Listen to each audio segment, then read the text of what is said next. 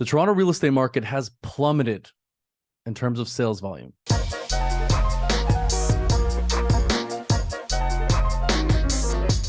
Hello, everybody. It's Alex Drobin with the Cedar Inwood team. I help people just like you buy and sell real estate in Toronto. Before I get started, I have a couple of things for you. First of all, if you've been thinking about making a move, buying a place, selling a place, or just want to talk about real estate, I've put a link at the bottom of this video where you can book a call with me, whether it's a buyer consultation, a seller consultation, or like I said, just to talk about what's happening in the market. And secondly, I just want to say thank you. I want to say thank you to my friends, my family, all of my clients over the last couple of years. I actually just got the RE/MAX Hall of Fame Award. The RE/MAX Hall of Fame Award. And I couldn't have done it without all of my amazing friends, family, clients, everybody who's referred me to people. Thank you so much. Obviously, I couldn't have done it without you. So thank you so much. And honestly, thank you to everybody who's reached out because of YouTube. I've actually had quite a few people reach out based on videos like these.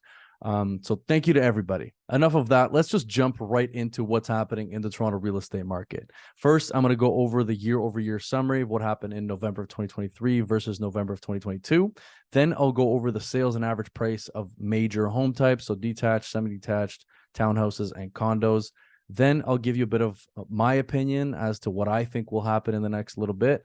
And then there's a few quotes that I wanted to share that I found pretty interesting as well. So let's jump right in. There were 4,236 total sales in November of 2023, which is a 6% decline from November of 2022. Now, being on the ground level, I'm seeing that a lot of buyers are taking their time with purchasing properties, right? They're looking at more places and they're a little bit more cautious. It's because of the interest rate hikes. It's because there's a lot more volume. There's a lot more inventory. So that's why there's a 6% decline in sales year over year. Now, the new listings are interesting because there's a 16.5% increase in new listings from November of 2022 to November of 2023. There's significantly more listings out there right now. A lot of people will have to refinance at significantly higher rates, and this might happen for them within the next couple of years. So I see a lot of people wanting to sell or selling before that happens. Now, once again, if the bank lowers their rates, I think the buyers are going to come swarming back in. Actually, right now, Monday, December 18th at 7 p.m., there are 24 offers on a property I showed last week. I'm just going to say the name. I'm going to say the address. It's 114 Brandon Avenue. It's in the Junction. Nice place, decent reno. It's a semi-detached. There's a laneway with a garage, but 24 offers registered on that place right now. Very aggressively priced. But still, all right, this is the most important stat that I'll be talking about today. So the active listings, okay?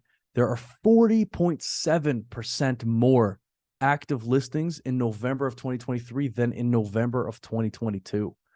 That's such a significant difference. You know, a lot of those listings are in the condo market, which I'll get into. So yeah, 40.7% more active listings on the market right now. Like I said, man, buyers are just taking a little bit more time.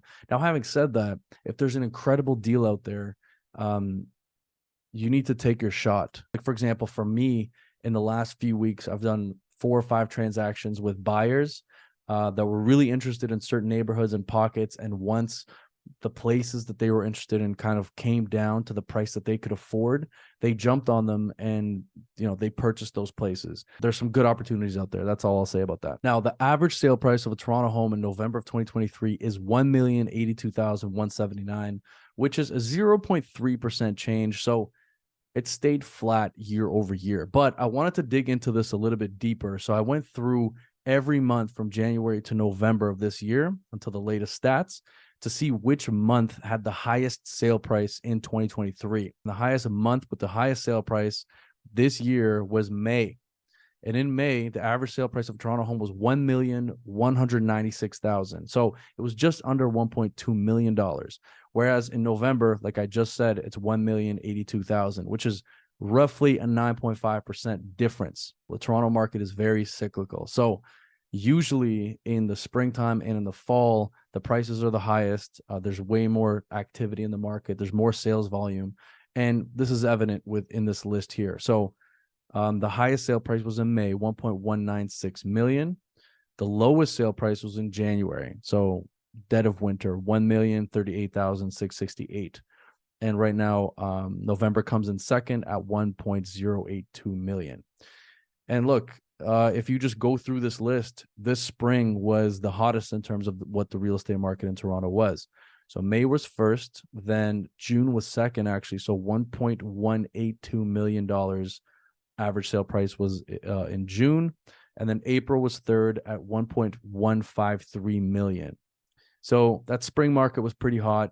And then the beginning of the fall market, so in September and October of this year, so a couple of months ago, the prices came back up again. So in September, average sale price was 1.119 million, so 1.12 million. And in October, it was 1.125 million. And then in the dead of winter and in the heat of the summer, the prices were the lowest. So like I said, January was the lowest and August was the third lowest at 1.082 million. Nobody wants to buy places in the dead of winter. It's too cold outside. Nobody wants to go outside. So sales volume drop in the winter in Toronto all the time. People, are away. People leave the country. Some people go up to the cottage, and same thing in the summer. So in late July or in August, people just don't transact. So a lot of people, like I said, go away for the summer, go to the cottage. So they're just not around. So Toronto real estate market is very cyclical in that sense, whereas people just don't transact in those timeframes. But I just found that interesting, where the highest month in terms of sale price was May, 1.196 million. Now on to the sales and average price by major home type, and we'll start off with the detached Toronto market. The average price of a detached home in Toronto in November of 2023 was $1,618,000, which is a 3.5% increase year over year. But it's insane because there's actually 14.5% less sales in the detached market year over year from November of 2022. So the average price has gone up slightly, but there are 14.5% less sales. Now, again, being on the ground level, what I'm seeing is that some people aren't willing to let go of their properties for a little bit less than what they originally thought they could have gotten for it. So these properties are either sitting on the market, people are taking them off of the market just to maybe relist in the spring, or they're just not selling them for whatever offers they get. So in terms of actual sales volume down 14.5%, to me, that's clear why that's the case. A lot of people just aren't moving their properties, even if they get a decent offer for what the market is suggesting that property is worth right now. And again, if you have any questions about this, just give me a call and I'll dive a little bit more into detail. I tend to ramble when I do these things. Now, the semi-detached market, average price of a semi-detached home in Toronto is $1.217 million in November of 2023, which is actually a 2.4% increase year over year. And it's pretty flat in terms of the sales volume. So like I said, those semi-detached market and the market that's in and around that $1.1 to $1.2 million mark will stay fairly consistent, because a lot of people that could afford places in the mid ones, maybe to high ones, are now qualifying for significantly less money and are moving down into that semi-detached market segment in and around that $1.2 million mark. The townhouse category, this is the most interesting one, because the sales volume of townhomes is down 20% from November of 2023. From November of 2022 to November of 2023. There are 20% less sales in the townhouse market. In my opinion, the townhouse people are very similar to the detached folks, where they can't get the same thing for their home that they could have gotten in 2022 or even 2021. The sentiment of the sellers has not caught up to what's actually happening in the market. People aren't realizing that buyers aren't qualifying for as much and therefore can't give you the number that the place is listed for. That's why a lot of townhouses are still sitting on the market. The average price has gone down 3.6% year over year, but there's 20% less sales because people just aren't willing to let go of their townhouses at lower prices than they were expecting. That's just my opinion. That's what I see on the ground level right now. Now on to another really interesting one, and that's the condo market segment. Sales volume is down 8.2% year over year from November of 2022 to November of 2023. And the average sale price of a condo has gone down 1.7%. This is tough because I don't think these numbers have caught up to what's actually happening in the condo market right now. And let me clarify that. If I pull up these stats in November of 2022, the city of Toronto had 2,957 active condo listings. And in November of 2023, the city of Toronto now has 4,505 active condo listings. People just can't sell the homes that they've purchased for investments over the last couple of years. Close to 1,500 more active listings for condos. So you're talking, cookie cutter, like as people like to say, 1 bedroom, 1+ dens, in and around the downtown core, in the West End and the East End.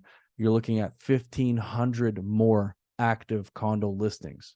What's going to happen with that? Either people are going to have to rent them back out, where we'll see a ton of rental inventory and the prices of rentals will come down, or a lot of these people will have to take hits on the price, right? If you want to sell a condo right now, you have to be very realistic about the list price and the sold price that you will get, because it's not the same thing that you would have gotten last year or even 2 years ago. There's significantly more condos out there. And right now it's just, I don't think these numbers have caught up, because a lot of the people that have these places haven't been willing to sell them at discounted prices, where those are the only prices that they'll be able to get right now.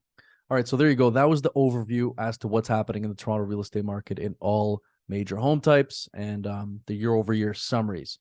In my opinion, if the Bank of Canada chooses to lower its rates in the new year, which by a lot of people's accounts might happen, I think the buyers will come back in full force, and there will be a lot more activity in the market. People are still nervous right now. People don't know what will happen in the next, few months. And, if the bank doesn't cut its rates, a lot of people will be in trouble, because a lot of people that are on fixed 5-year rates that purchased properties in 2018, 2019, those rates will be up for renewal. So once that happens, if the bank doesn't cut the rates back a little bit, a lot of those people won't be able to afford their homes. It's sad to say, but that's something that's just a reality. And then if that's the case, then a lot of people will have to sell at an even higher discount. So that's why I think, the bank will cut its rates a little bit. Last but not least, a few quotes that I wanted to share from the Toronto Real Estate Board. So first of all, home prices have adjusted from their peak in response to higher borrowing costs. This has provided some relief for buyers from an affordability perspective. As mortgage rates trend lower next year and the population continues to grow at a record pace, expect demand to increase relative to supply. This will eventually lead to renewed growth in home prices, said TREB Chief Market Analyst Jason Mercer. And then one more quote for you. So houses and condos are meant to be homes first and foremost, which I agree with. We know the demand for homes, both rental and ownership, will grow for years to come. We have seen some productive policy decisions recently that should help with housing affordability, including allowing existing insured mortgage holders to switch lenders without the stress test.